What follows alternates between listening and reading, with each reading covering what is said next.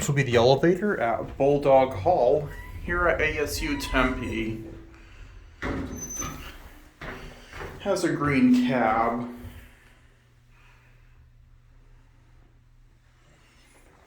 Let's go to 2.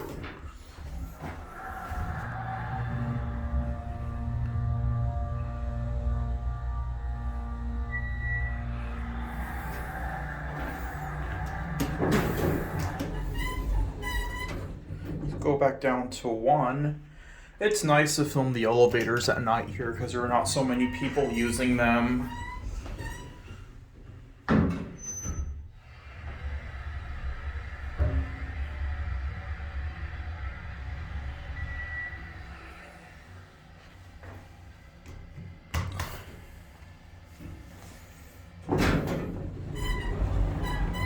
All right, let's get off at 2.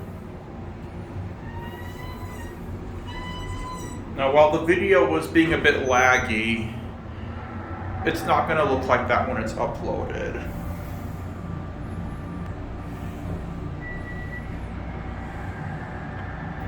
Let's get off here.